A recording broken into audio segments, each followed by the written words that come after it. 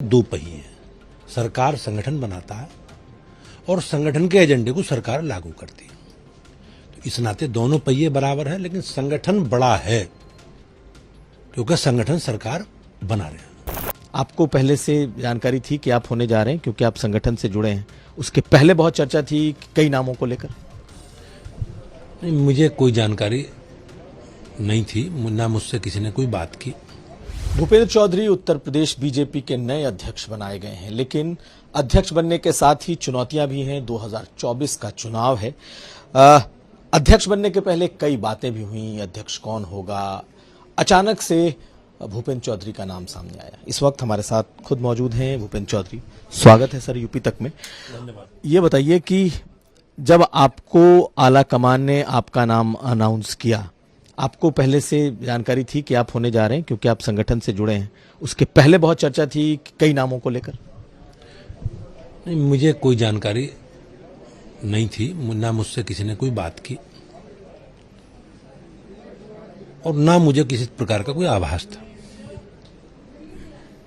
लेकिन मैं लंबे समय तक संगठन में काम करता रहा हूं।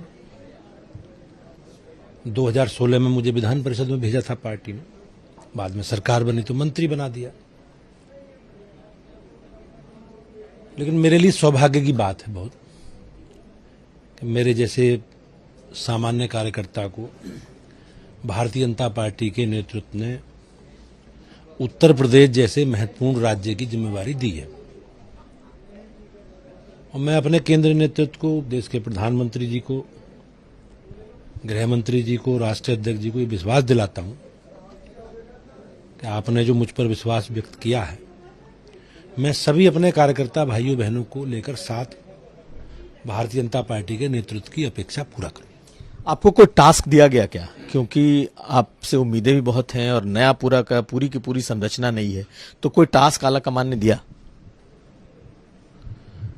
नहीं, ऐसा कुछ नहीं है। पार्टी का काम है, रूटीन में मैं पहले भी करता रहा हूं। और हमारा एक बहुत बड़ा स्ट्रक्चर है पार्टी का, लाखों कार्यकर्ता हैं, सबको साथ लेकर चलना है। और पार्टी की जो नीतियां हैं, हमारे संगठन के जो बड़े बड़े काम हैं, सरकारों के काम हैं, उन्हें जनता के बीच में ले जाना है। क्योंकि सरकार ने जो काम किए हैं, हमारी केंद्र की सरकार हो चाहे राज्य की सरकार हो, उसमें जनता के प्रति हमारा विश्वास, हमारा समर्थन बढ़ा है। तो वही काम संगठन का है, उस संगठन के काम को नियमित रूप से करना है। जब तक सुनील बंसल यहाँ थे संगठन महामंत्री, कहा गया कि संगठन और सरकार दोनों लगभग बराबर हैं। बीच में केशव मौर्य का बयान आया कि संगठन सरकार से बड़ा है, और एक तरीके से देखा जाए तो आपके ज्वाइन करने के पहले संगठन का एक बड़ा रूप, बड़ा स्वरूप था। आपको आज भी लगता है कि संगठन बड़ा है, या फिर जैसे कल कहा गया कि नहीं, दो रथ के दो पहियों के समान है, दोनों को एक साथ चलना है? नहीं, संगठन सरकार बनाने का काम संगठन ही करता है, संगठन के कार्यकर्ता ही करते हैं। और बाद में हमारे एजेंडे को लागू करने का काम सरकार का है। तो इस नाते दो पहिए हैं। सरकार संगठन बनाता है और संगठन के एजेंडे को सरकार लागू करती है। तो इस नाते दोनों पहिए बराबर हैं, लेकिन संगठन बड़ा है क्योंकि संगठन सरकार बना रहे हैं। लेकिन दोनों पहिए इसलिए हैं कि संगठन के निर्णय को सरकार लागू करेगी, तो फिर दोनों बराबर चलेंगे।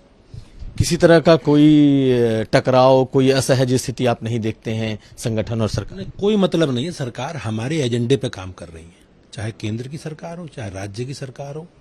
जो पार्टी का एजेंडा है, जो पार्टी का संकल्प पत्र है, जो पार्टी का घोषणा पत्र है, वो सब मेरी सरकार, हमारी सरकार, केंद्र की सरकार माननीय मोदी जी के नेतृत्व में, योगी जी के नेतृत्व में उसे पूरा कर रही है।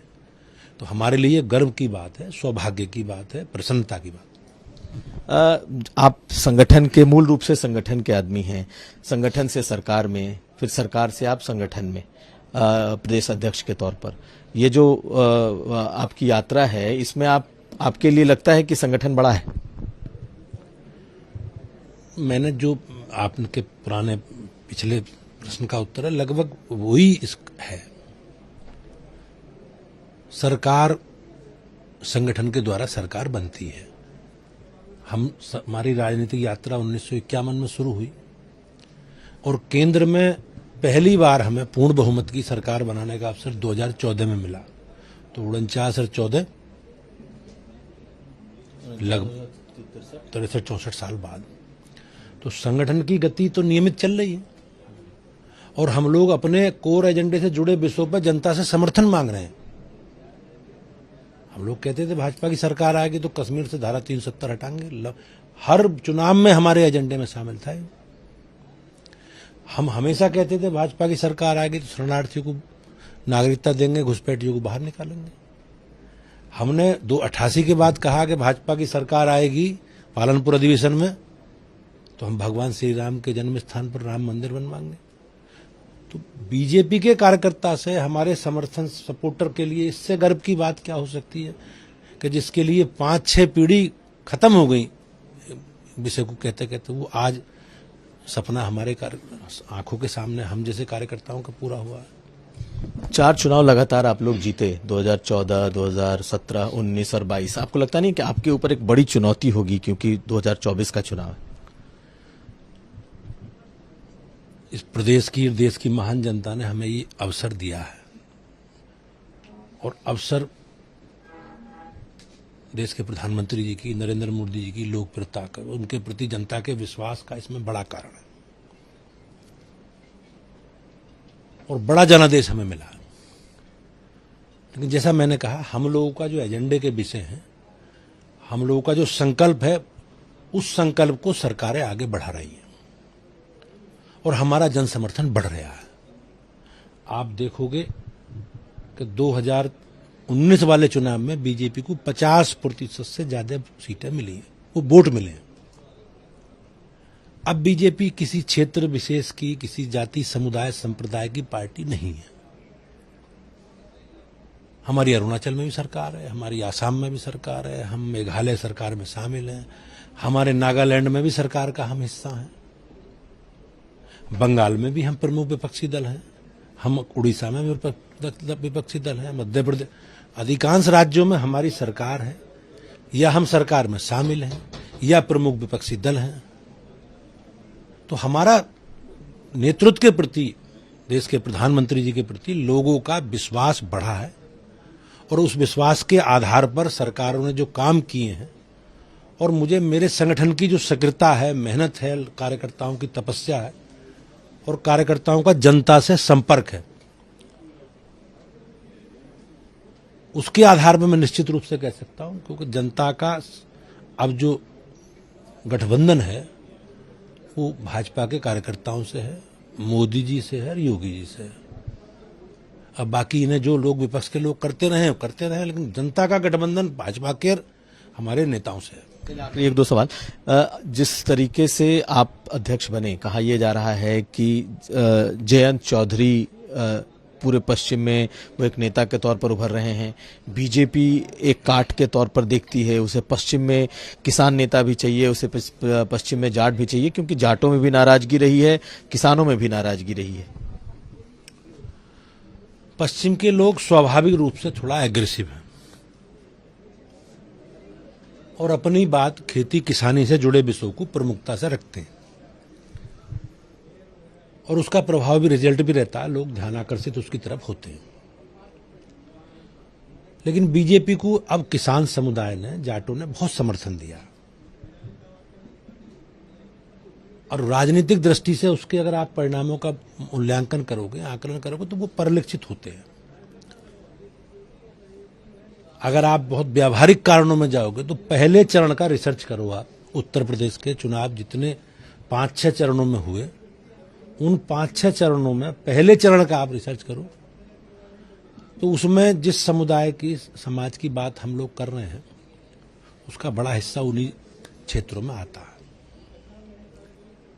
हमारे जो स्ट्रांग होल्ड वाले क्षेत्र हैं हमारे, तो उसमें अलीगढ़, आगरा, मथुरा, हाथरस, बुलंदशहर, मुजफ्फरनगर, मेरठ, शामली, बागपत, नोएडा, गाजियाबाद, हापुड़, ये पहले ही चरण में जिले थे और उत्तर प्रदेश में बीजेपी को सर्वाधिक स्ट्राइक रेट से जीतने वाली सीटें यही हैं, सबसे ज्यादा सीटें यही। अगर आप चरणवार आकलन करो तो 58 सीटों में से बीजेपी 46 सीटें इसी पहले चरण में जीती है। मुजफ्फरनगर, बागपत ऐसे जगहों पे चुनौती मिली और आपको लगता है कि जयंत चौधरी चुनौती उसका बता, बागपत की 3 सीटों में 2 सीटें बीजेपी जीती है,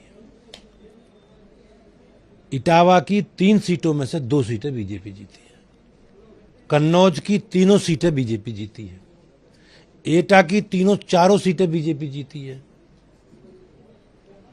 तो अब ऐसा सोचना चाहिए कि बीजेपी अब किसी जाति, समुदाय या किसी विशेष वर्ग की पार्टी नहीं है। देश के प्रधानमंत्री जी का जो संकल्प है, सबका साथ, सबका विकास और सबका विश्वास और सर्वव्यापी और सर्वस्पर्शी हमारा स्वरूप है। अब उसमें इस रूप में न देखा जा। भारतीय जनता पार्टी पश्चिम से लेकर पूरब तक सब जगह बड़ा जनादेश, बड़ा समर्थन हमारा। जयंत चौधरी कोई चुनौती के रूप में आप देखते हैं या गठबंधन को, उनके वहां उस तरफ जो एक गठबंधन का वो स्वरूप दे रहे हैं? लोकतंत्र में सबको अपनी बात जनता के बीच में कहने का अधिकार है। हम भी अपनी बात कहेंगे, वो भी कहेंगे, जो निर्णय जनता को करना है। बहुत धन्यवाद बात करने के लिए। तो हमारे साथ थे भूपेंद्र चौधरी, यूपी तक के से उन्होंने खास बात की और एक बात उन्होंने खुद भी दोहराई कि संगठन सरकार से बड़ा है और सरकार संगठन के एजेंडे को लागू करने के लिए बनती है। गौरव गुप्ता के साथ कुमार अभिषेक, यूपी तक।